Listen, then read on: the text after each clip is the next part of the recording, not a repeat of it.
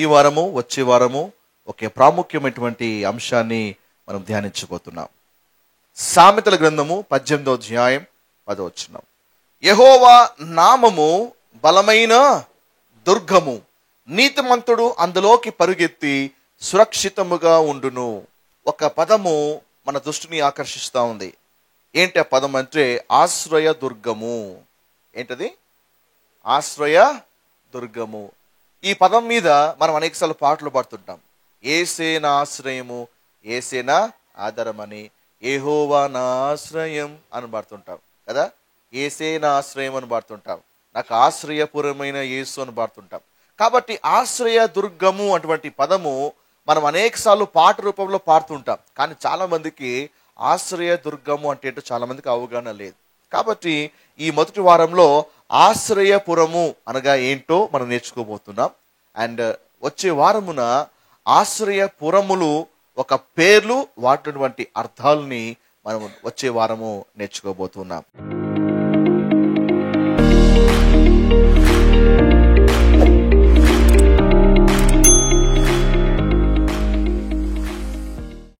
దేనిక లేఖన భాగాన్ని చూద్దాం. యెహోషువ గ్రంథము 20వ అధ్యాయం 1 నుంచి 9 వచనాలు. ఆశ్రయపురము గురించి వంటి అనేక వివరాలు మనకి ఈ అధ్యాయంలో కనపడతాయి. ఇందుకు ఏంటి ఆశ్రయపురములు అనగా, ఇశ్రాయేల్ ప్రజలు ఐగుప్తు నుంచి విమోచించబడిన తర్వాత వారు వాగ్దాన దేశంలోకి ప్రవేశించనై ఉన్నారు. ఈ కాంటెక్స్ట్ లో దేవుడు చెప్పాడు, ఆ వాగ్దాన దేశాన్ని, ఆ భూమిని 12 గోత్రికులకు పంచాలి. అయితే ఒక గోత్రానికి మాత్రము స్వాస్థ్యం ఉండదు. 11 గోత్రాలకి ఆ వాగ్దాన దేశము పంచిపెట్టబడుతుంది. ఒక గోత్రానికి మాత్రము స్వాస్థ్యం ఉండదు. ఎవరి గోత్రం అంటే లేవి గోత్రం. ఎందుకంటే వారికి దేవుడే స్వాస్థ్యమై ఉన్నాడు. అయితే ఈ యొక్క లేవి గోత్రానికి దేవుడు ఏం చేశాడు అంటే 48 సిటీస్ ఇచ్చాడు. 48 పురములు ఇచ్చాడు. సో 48 సిటీస్ వాళ్ళ కంట్రోల్లో ఉంటాయి. అందులో దేవుడు ఏం చెప్పాడు అంటే, మరి 6 పురములను ఆశ్రయపురములుగా మార్చండి అన్నాడు. ఇంతకీ ఈ ఆశ్రయపురము ఎందుకు దేవుడు ఏర్పాటు చేయమన్నాడు? దాని వెనకాల ఉద్దేశం ఏంటి అని మనం బాగా ఆలోచించినట్లయితే, మోషే మరియు యెహోషువ దినాలలో న్యాయ వ్యవస్థ అనేది, జ్యుడిషియల్ సిస్టమ్ అనేది మన వల్లే ఉండేది కాదు. ఈరోజు మనకి ఏమైనా అన్యాయము సంభవిస్తే మనం జ్యుడిషియల్ సిస్టమ్ మీద ఆధారపడుతుంటాం, న్యాయ వ్యవస్థను ఆశ్రయిస్తుంటాం, కోర్టులను ఆశ్రయిస్తుంటాం. కాబట్టి మన పక్షంగా వేరే వాళ్ళు పనిష్మెంట్ వేస్తుంటారు ఆ దోషికి కదా. మన పక్షంగా ఒక వేరే వాళ్ళు వాద్యం ఆడతారు. మరి నేరం రుజువైతే ఆ శిక్షను మనం కాదు, న్యాయ వ్యవస్థ వేస్తుంది. శిక్ష ఆ నేరస్తుడు అనుభవిస్తాడు. కానీ మోషే యెహోషువ దినాల్లో అలాంటి జ్యుడిషియల్ సిస్టమ్స్ ఉండేది కాదు. ఎవరైనా తప్పు చేస్తే ఆ దినాల్లో న్యాయము విధానం ఎలా ఉండేదంటే, పంటికి పన్ను, కంటికి కన్ను. అంటే ఆ దినాల్లో ప్రజలు చేతిలోకి ఆ న్యాయ వ్యవస్థను తీసుకునేవాళ్ళు. సంఖ్యాకాండం 35వ అధ్యాయం 19వ వచనంలో ఈ మాట రాయబడి ఉంది. హత్య విషయంలో ప్రతి హత్య చేయువాడు తానే నరహంతకుణ్ణి చంపాలి. ఇక చూడండి ఆ వ్యవస్థ ఎలా ఉంటుందంటే, నువ్వు నా వాళ్ళని చంపావా, అయితే నీ వెంట నేను వస్తాను, నేను కూడా చంపేస్తాను. సో అలా ఆ దినాలు అలా ఉండేది, ఈ దినాలు కాదండి. అయితే ఒకవేళ పొరపాటున ఒక వ్యక్తి చనిపోయే పరిస్థితి ఏర్పడితే, చంపాలని ఉద్దేశం లేదు, చంపాలి కానీ హత్య చేయాలనేటువంటి ఆలోచన ఈ వ్యక్తికి ఉండదు. ఉదాహరణకి ఇద్దరు కర్రలు తీసుకొని అడవిలోకి వెళ్తారు, గొడ్డలు నడుకుతూ ఉంటారు. పొరపాటున గొడ్డలు ఒక తల ఊడిపోయి ఆ పక్క వ్యక్తి మీద పడి ఆ వ్యక్తి మరణిస్తాడు. ఉద్దేశంగా చంపాడా? లేదు, అది ప్రమాదవశాత్తు జరిగింది సంఘటన. కాబట్టి అలాంటి ఒక అమాయకుల్ని, లేకపోతే అలాంటి వారిని రక్షించేటువంటి ఉద్దేశము చేత దేవుడు ఏం చేస్తాడంటే 6 ఆశ్రయపురములను ఏర్పాటు చేయమన్నాడు. కాబట్టి మళ్ళీ ప్రమాదవశాత్తు ఎవరైనా చంపితే ఈ వ్యక్తి ఏం చేయాలి? ప్రతికారి వచ్చి తను చంపే లోపల ఈ వ్యక్తి గబగబా పరిగెత్తుకుంటూ వెళ్ళి ఆ దగ్గరున్నటువంటి ఆశ్రయపురాన్ని ఆశ్రయించినట్లయితే, ఆ ఆశ్రయపురంలోకి ఎంటర్ అయితే ఇక ఆ వ్యక్తిని ఎవరు కూడా ఏమి చేయలేరు. ఆశ్రయపురంలో అడుగు పెట్టనంత వరకు తన జీతానికి భద్రత లేదు. కానీ ఆ పురంలోకి అడుగు పెట్టాడా, అందులోకి ప్రతికారి అడుగు పెట్టలేడు. కాబట్టి ప్రతికారం ఏం చేస్తాడు, ఆ పురంలోకి అడుగు పెట్టక ముందే ఆ వ్యక్తిని హత్య చేయడానికి ఎంటబడతాడు. అయితే అతను పురంలోకి చేర్చబడ్డాడు అంటే హీ సేఫ్. ఈ ఆశ్రయ పురములు తీర్పు నుండి పాపుని రక్షింపగలిగిన యేసుక్రీస్తుకు సాదృశ్యంగా ఉన్నాయి. హెబ్రీ 10వ అధ్యాయం 1వ వచనం చూసినట్లయితే, ఇవి రాబోచున్న మేలుల ఛాయ ఉన్నది. కొలస్సీ 2వ అధ్యాయం 17వ వచనంలో రాయబడింది కదా, ఈ పాత నిబంధనలో ఉన్నటువంటి విషయాలన్నీ కూడా రాబోవు వాటి ఛాయే కానీ నిజస్వరూపము క్రీస్తులో ఉన్నది. చెప్పండి, ఛాయ ఏంటి? పాత నిబంధన. నిజస్వరూపం ఏంటి? క్రీస్తులో ఉంది. కాబట్టి ఓల్డ్ టెస్టిమెంట్ లో ప్రతి వర్ణన క్రీస్తుని సూచిస్తూ ఉంది. అది జనసంఖ్య కావచ్చు, రంగులు కావచ్చు, వర్ణన కావచ్చు, అవి ఏవైనా కానిగాక ఓల్డ్ టెస్టిమెంట్ మొత్తం అంతా కూడా క్రీస్తును సూచిస్తూ ఉంది, క్రీస్తులో నెరవేర్పుగా ఉంది. హల్లెలూయా. కాబట్టి ఈ వారము అండ్ నెక్స్ట్ వారం ఆశ్రయపురం గురించి మనం ధ్యానిస్తున్నాము అంటే అందులో ఉన్నటువంటి క్రీస్తుని మనం చూడగలుగుతున్నాం. అందులో క్రీస్తు ఏ విధంగా నిక్షిప్తమై ఉన్నాడు, అందులో క్రీస్తు సాదృశ్యముగా ఎక్కడ రాయబడి ఎలా ఉన్నాడో మనము దేవుని యొక్క లేఖనాల్లోంచి మనం చూడబోతున్నాం. సో ఈ వీక్ ఆశ్రయపురము ఎందుకు ఏర్పాటు చేయబడిందో చూడబోతున్నాం. నెక్స్ట్ వీక్ ఆశ్రయపురములు ఎన్నున్నాయి, వాటి పేర్లు, అందులోటువంటి మర్మాలను వచ్చే వారం మనము నేర్చుకోబోతున్నాం. Hope you'll be blessed by this teachings. ఈ యొక్క సందేశం ద్వారా మీరు దీవించబడతారని నేను ఆశపడుతున్నాను. హల్లెలూయా. సరే, సో కాబట్టి ఈ ఆశ్రయపురము అనేది ఏర్పాటు చేయబడిన తర్వాత ఈ వ్యక్తి రక్షించబడాలి అంటే, ఈ వ్యక్తి తన యొక్క ప్రాణాన్ని కాపాడుకోవాలి అంటే దేవుడు ఇతడు 4 పనులు చేయాలి. ఈ 4 పదాలు కూడా ఒక ప్రాసగా చెప్తున్నాను, అక్రోస్టిక్గా చెప్తున్నాను. చాలా ఈజీగా గుర్తుండిపోయే విధంగా మీకు 4 పదాలు ఇస్తాను. మీరు బాగా రాసుకొని నెమరు వేయండి. అండ్ తప్పకుండా ఈ సందేశము మీ మనసులో ముద్రించబడుతుంది. మొదటిది పరుగెత్తాలి. మరి యెహోషువకు సెలవిచ్చినది ఏమనగా, నీవు ఇశ్రాయేలు తీటనము తెలియకయే పొరపాటు ఒకరిని చంపిన నరహంతకుడు పారిపోవుటకు, అల్లించేలా పదం. ఆ సంఘటన సంభవించిన తర్వాత అతను పారిపోవాలి. ఎందుకు పారిపోవాలి? ప్రతి హత్య చేయవాడు, ప్రతికారి అతను వెంటాడుతూ ఉంటాడు. ఆ పురంలోకి ఎంటర్ కాకముందే పట్టుకోవాలి, వాడిని నాశనం చేయాలి. ఇంతకీ ప్రతికారి ఎవరు వెంటాడుతున్నాడు? ఇక్కడ ప్రతికారి ఎవరికి సాదృశ్యము? సాతానికి సాదృశ్యం అండి. మనం కూడా ఒక ఆశ్రయపురం వైపు మనం పరిగెడుతున్నాం. మన ఆశ్రయం ఎవరు? మన ఆశ్రయపురం ఎవరు? యేసుక్రీస్తు ప్రభువారు. కాబట్టి యేసు ప్రభువారు అటువంటి ఆశ్రయంలోకి ప్రతి వ్యక్తి కూడా, ఈ ప్రపంచంలో పుట్టిన ప్రతి వ్యక్తుడు పరిగెత్తాలి. ఎందుకు తెలుసా? మానవుడు పుట్టకతోనే అతను పాపి. Man is a born sinner. రోమీయుల రాసిన పత్రిక 3వ అధ్యాయం 23లో రాయబడింది కదా, ఏ భేదము లేదు, అందరూ పాపము చేసి దేవుడు అనుగ్రహించు మహిమను పొందలేకపోతారు. ఏ కులస్తుడైనా, ఏ జాతివాడైనా, ఏ మతస్థుడైనా ఒకటి గుర్తుపెట్టుకోవాలి, you are a born sinner. నువ్వు పాపపు స్వభావంతో నువ్వు జన్మించి ఉన్నావు. అందుకే 58వ కీర్తన 3వ వచనంలో దావీదు ఒక మాట రాస్తాడు. ఏమని? తల్లి కడుపున పుట్టినది మొదలుకొని భక్తిహీనులు విపరీత బుద్ధి కలిగి ఉందరు, పుట్టిన తోడనే అబద్ధములాడుచూ తప్పించుకుందరు. అంటే పుట్టిన వెంటనే అతడు పాపపు స్వభావంతో, పాపపు నైజంతో పుట్టాడు.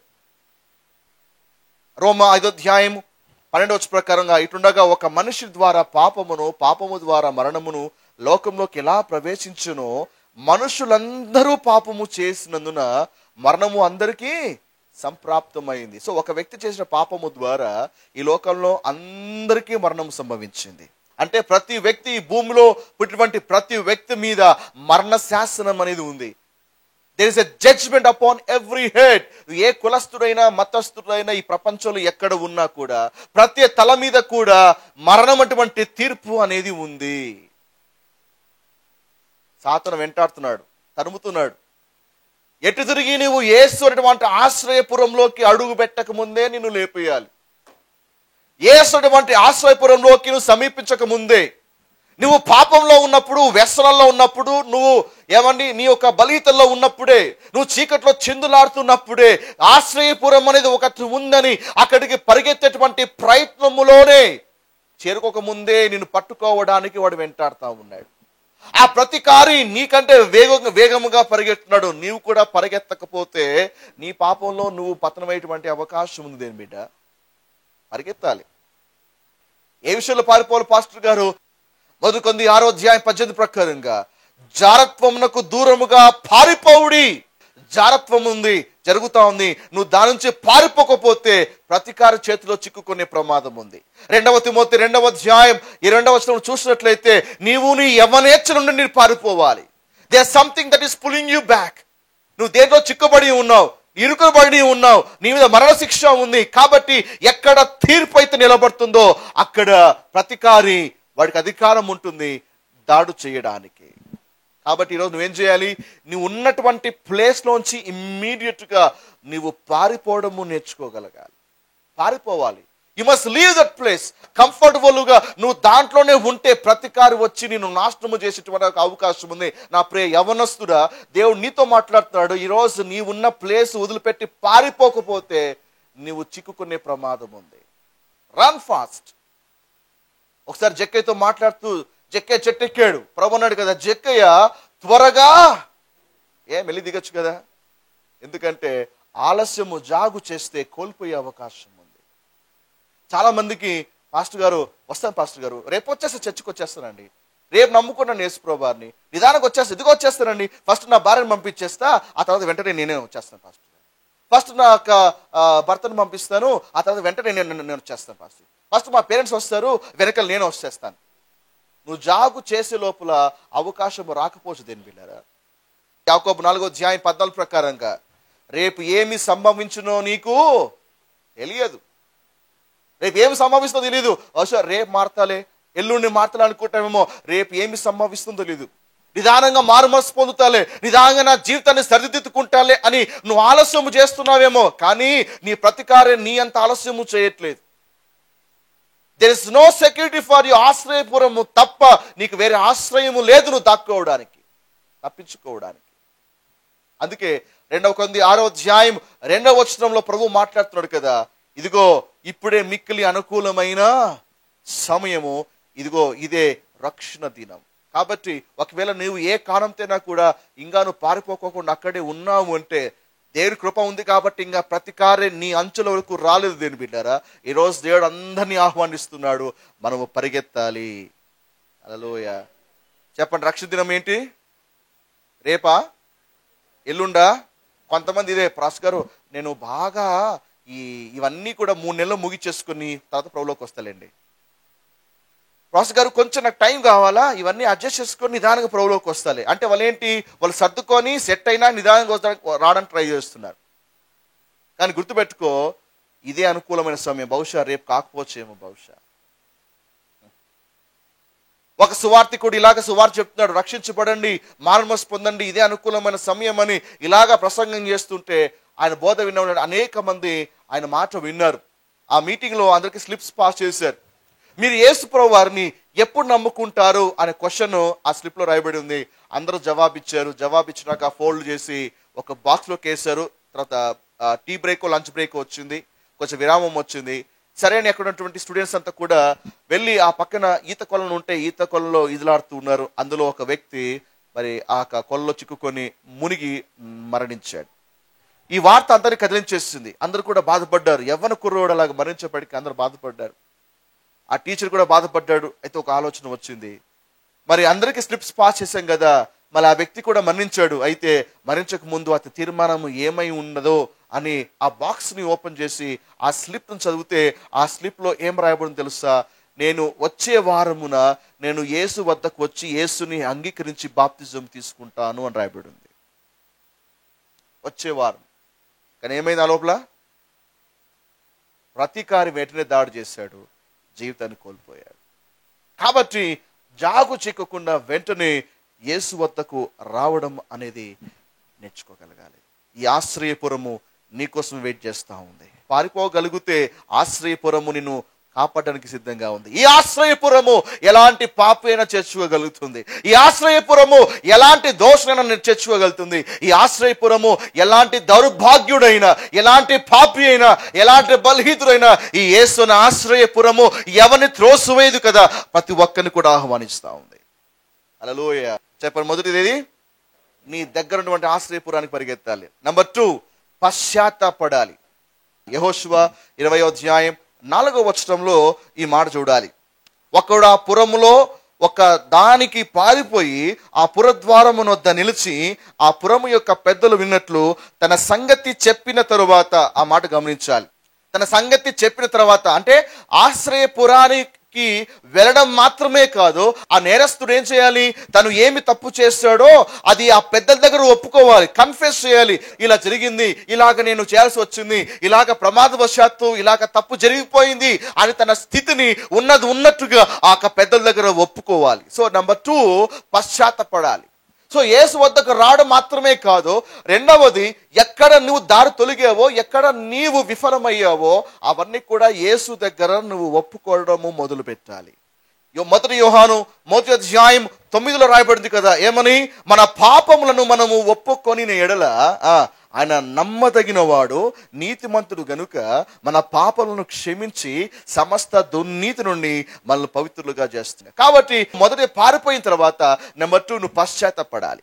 చాలా మంది యేసులోకి వస్తారు, ఇంకా పాపాలు ఒప్పుకోరు. చాలా మంది యేసు వద్దకు వస్తారు, అవన్నీ జ్ఞాపకం వస్తున్నా కూడా కన్ఫెషన్ చేయరు. కాబట్టి నువ్వు పురం వద్దకు వచ్చినా నువ్వు పశ్చాత్తాపడకపోతే నువ్వు పురంలోకి వచ్చి కూడా ఉపయోగం లేదు. నువ్వు యేసు వద్దకు వస్తున్నావు కానీ ఇలాగా పశ్చాత్తాపం లేదు అనుకుంటే నీకు రక్షణ లేదు. నేను బిడ్డారా, you are not secured. You need to confess the sins you have committed, knowingly or unknowingly. తెలుసో తెలియక నువ్వేమి చేస్తున్నా యేసు వద్దకు రాగానే మనం వాటిని ఎంతగా మనం ఒప్పుకుంటామో అంతగా మనకు భద్రత లభిస్తుంది.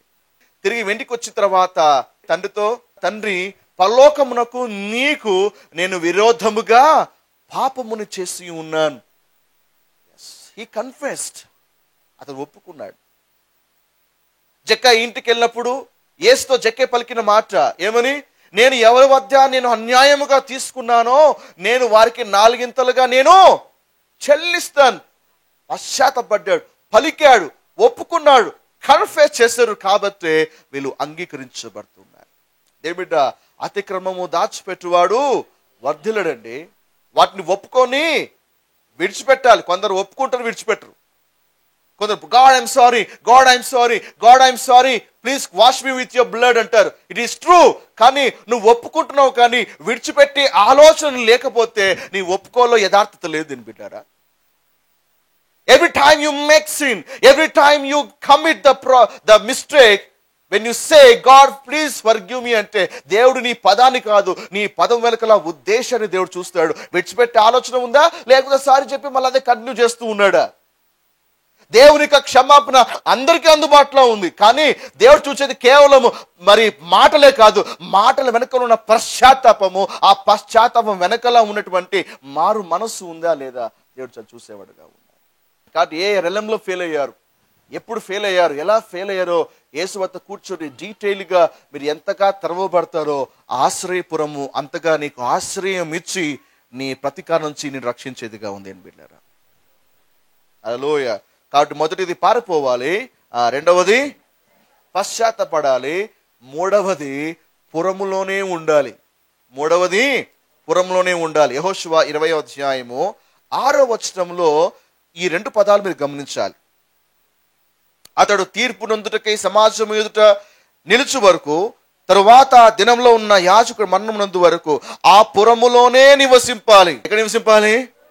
పురంలోనే. నువ్వు పురంలోకి వచ్చిన తర్వాత ఇంకా నా పని అయిపోయింది, నువ్వు బయటకు వెళ్ళావనుకో ప్రతికారి మన దాడి చేస్తాడు. కాబట్టి రూల్ ఏమంటే ఆ పురంలోనే ఉండాలి, నువ్వు బయటకు రాకూడదు.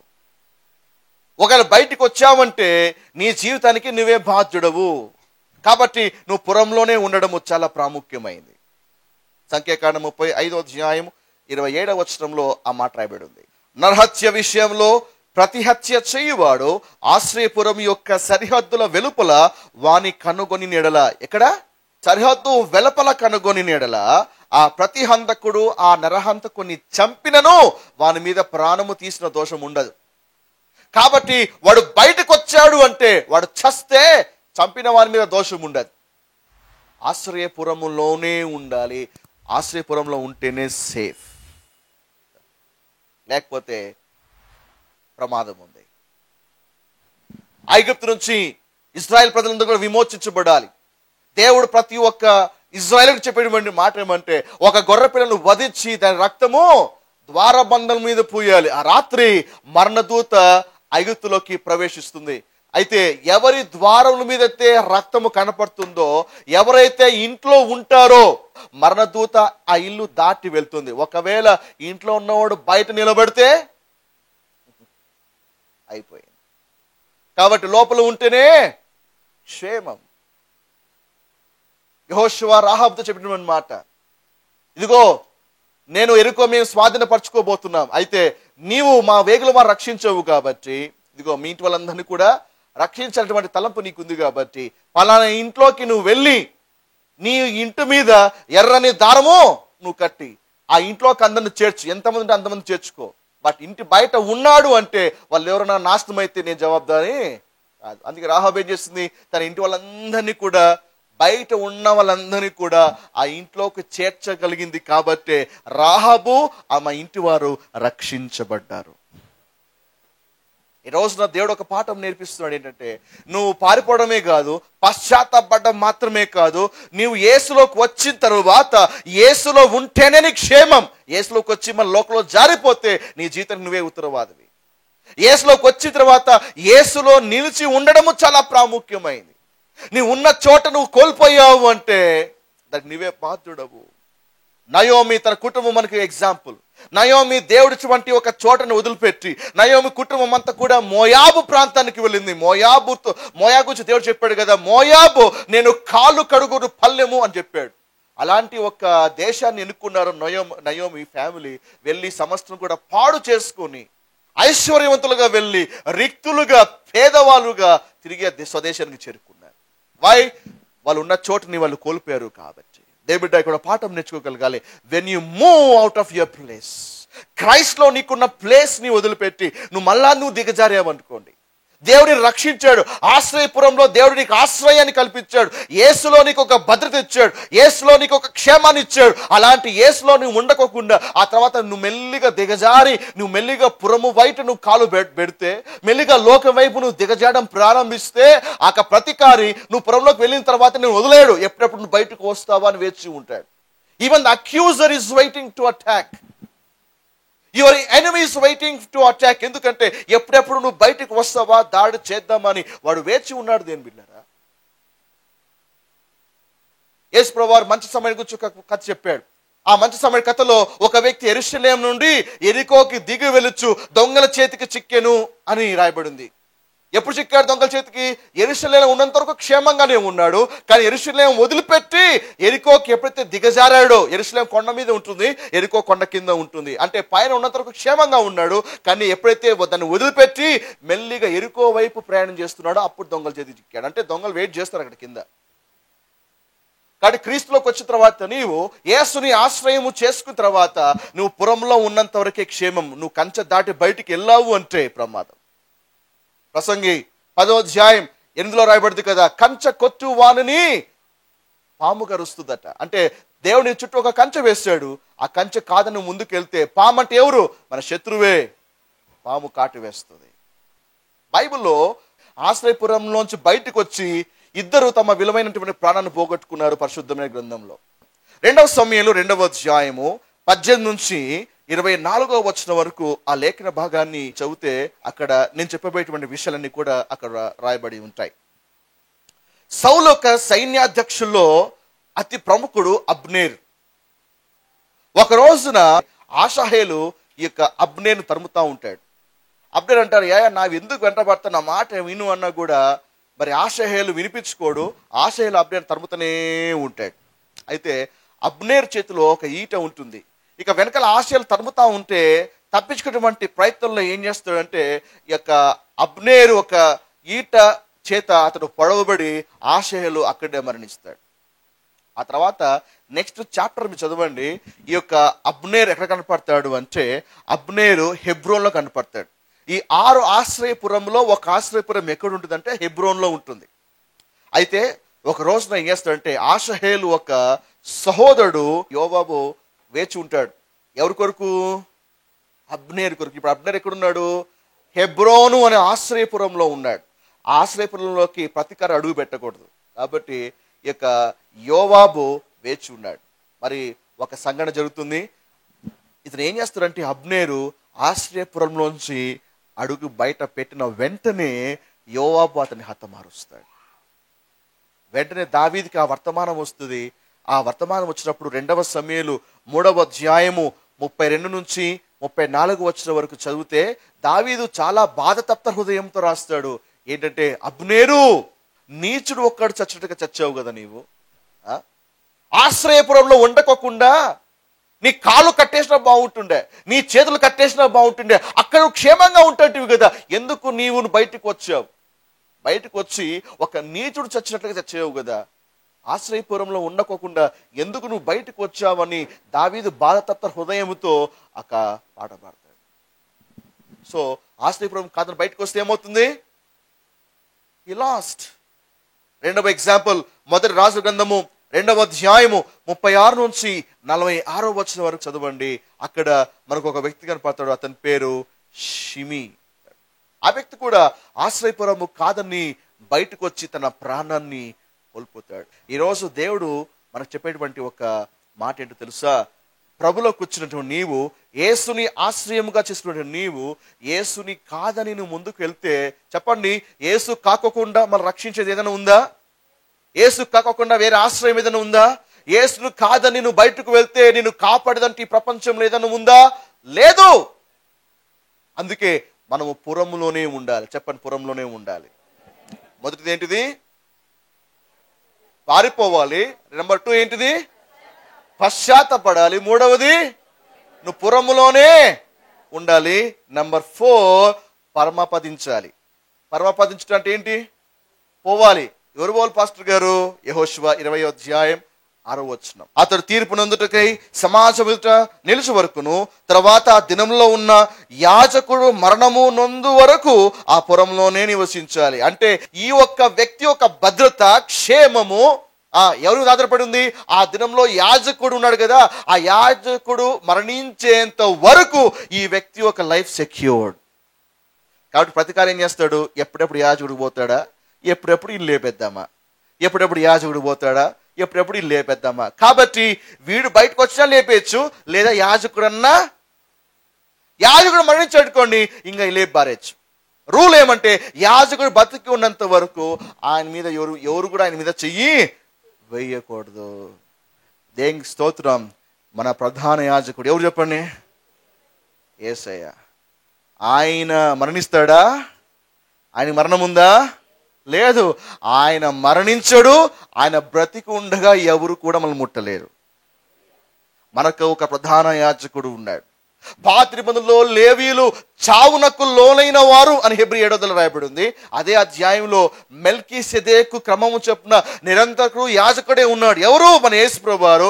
ఆయన జీవించుచున్నాడు అని సాక్ష్యం పొందినవాడు. ఆయనకు మరణము లేదు. దేని బిడ్డారా? ఆయనకు చావు లేదు. ఆయన మరణించాడు. ఇదిగో యుగ యుగములు ఆయనకి సజ్జులే ఉన్నాడు. కాబట్టి ఈరోజు మన భద్రత ఎంతకాలము? 10 ఏళ్ళ. ఈరోజు మన సెక్యూరిటీ ఎంతకాలము? 20 ఏళ్ళ. ఈరోజు మన క్షేమము ఎన్నేళ్ళు? 50 ఏళ్ళ కాదు. ఆయన జీవించినంత వరకు నేను క్షేమంగానే ఉంటాను. నా యాజకుడు నా కోసం బతికే ఉన్నాడండి. నా యాజకుడు నా కొరకు జీవించే ఉన్నాడు. కాబట్టి నా జీవితము నా మీద కాదు, ఆయన మీద ఆధారపడి ఉంది. నా జీవము నా మీద కాదు, ఆయన జీవం మీద ఆధారపడి ఉంది. కాబట్టి నా ప్రధాన యాజకుడు జీవించి ఉండగా ఈ ప్రపంచంలో ఏ శక్తి, ఏ ఒక్క దుష్ట శక్తి, ఏ సాతాను, ఏ ప్రతికారి నన్ను ముట్టలేడు, నా మీద శిక్షను అమలు చేయలేడు. I am in the perfect protection. హల్లెలూయా. క్రీస్తునందు ఉన్న వారికి ఏ శిక్షా విధియు లేదు. సో నువ్వు క్రైస్తలోకి వచ్చావా, ఆశ్రయపురంలోకి అడుగు పెట్టావు అంటే ఇక నీకు ఏ శిక్ష కూడా లేదు. ఈ మాట ముగిస్తాను. 5వది పోషణ. 5వది నా టాపిక్ కాదు, బట్ ఎక్స్ట్రా ఒక మాట చెప్తున్నా. 5వది పోషణ. ఆశ్రయం కోసం ఎవరైతే వచ్చారో ఇక పొరంలోనే ఉండాలి కదా. ఆయన గారేమో వృత్తి వదిలిపెట్టాడు. ఆయన గారు తనకున్నటువంటి కుటుంబాన్ని వదిలిపెట్టి, ఏమో తనకున్నటువంటి ఆస్తితో వదిలిపెట్టి పరిగెత్తుకుంటే కట్టుబట్టలతో ఆశ్రయపురంలోకి అడుగు పెట్టాడు. ఇప్పుడు ఈయన గారికి పోషణ కావాలి. ఎట్లా? ఆయన పోషించే బాధ్యత ఆ పురం మీద ఉంటుంది. కాబట్టి ఇప్పుడు ఆ పురంలో అడుగు పెట్టగానే ఇంకా ఆయన ప్రయాసపడాల్సిన అవసరం లేదు. హ్యాపీ కూర్చొని భోంచేసి హ్యాపీ నిద్రపోవచ్చు. పురం ఈయన గురించి కేర్ తీసుకుంటుంది. యేసులోకి రాగానే ప్రభు చెప్పాడు కదా, ఏమి తిందుమా, ఏమి త్రాగుదుమా, ఏమి ధరించుకుందుమా అని మీరు ఆలోచించొద్దండి. మీ పరలోక తండ్రికి అవన్నీ కూడా ఎప్పుడైతే నువ్వు పురంలోకి అడుగు పెడతావో దేవుని బిడ్డ, నీ పోషణ బాధ్యత ఇక నీ మీద కాదు, దేని మీద ఉంది. దేవుని రక్షించడం మాత్రమే కాదు, దేవుడిని పోషించగలుగుతాడు కూడా. చాలా మందికి యేసయ్య రక్షించేవాడుగా తెలుసు, కానీ పోషించేవాడుగా నమ్మలేకపోతున్నారు. అందుకే చింతిస్తున్నారు. అయ్యో నా పరిస్థితి ఏంటి, అయ్యో నా జీతం లేదు, నాకు ఉద్యోగం లేదు, నాకు డబ్బు లేవు, నాకు అది లేదు. They are worried about their life. వాళ్ళకి అర్థం కాని విషయం ఏమంటే, పురంలోకి అడుగు పెట్టిన తర్వాత ఆ పురము రెస్పాన్సిబిలిటీ నీ ప్రతి అవసరము తీర్చాలి. నీకు అన్నం పెట్టాలి, నీకు బట్టలు ఇవ్వాలి, ఏమైనా సమస్య వస్తే నీకు ఆదుకోవాలి, మందులు ఇవ్వాలి, ఏమేమి చేయాలో నీకు అన్ని కూడా ఆ పురమే చేసి పెట్టాలి. చెప్పండి, నీ డబ్బులతోనా? ఎవరి డబ్బులతో? ఆ పురంలో నీకు అన్ని సేవలు చేస్తారు నీ డబ్బులతోనా? కాదు. వాళ్ళంతా కూడా నీ దాని మీద ఆధారపడరు. వాళ్ళు తమకున్న దాంట్లోంచి మీకు సహాయం చేస్తారు. దేనికి స్తోత్రం. ప్రభు చెప్పలేదా, క్రీస్తు యేసు మహిమైశ్వర్యము చొప్పున మీ ప్రతి అవసరము తీర్చబడతా ఉంది. దేవునికి ఇచ్చేది నీ స్తోత్రం బట్టి కాదు, దేవుడిని దీవించేది నీ జీతాన్ని బట్టి కాదు. దేవుడు నీ దీవించేది నువ్వు ఆశ్రయపురంలోకి వచ్చావు కాబట్టి నీకు ఇచ్చేది ఆయన మహిమలోంచి నీకు ఇస్తున్నాడు. దేని బిడ్డారా, దేనికి స్తోత్రం. ఈరోజు మన దేవుడు మనల్ని రక్షించడం మాత్రమే కాదు, ఈరోజు ఇప్పటికీ మనల్ని పోషిస్తున్నాడు. పోషించట్లేదా? మీ బిడ్డల్ని మిమ్మల్ని పోషించట్లేదా? సమకూర్చట్లేదా? ప్రతి అవసరము దేవుడు తీర్చట్లేదా? ఎస్, యెహోవా ఈరే, ఆయన మన పోషకుడై ఉన్నాడు. ఆమె చెప్పండి ఒకసారి. హల్లెలూయా. Praise the lord. 6 రాసుకోండి. ప్రణాళిక.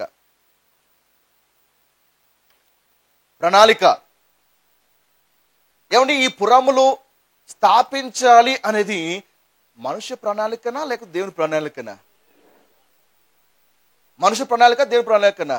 మనుషుడు అనుకున్నాడా, ఓకే మనం తప్పు చేస్తే ఓకే మరి ఒక నిర్దోషిని కాపాడడానికి మనమే కొన్ని పురాలు పెట్టుకుందామని వాళ్ళు మాట్లాడుకున్నారా? లేదు.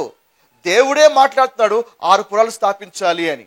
సో దీన్ని బట్టి ఒక పాఠం నేర్చుకోగలగాలి. ఏమంటే, salvation is not a man's idea, it is a God's idea.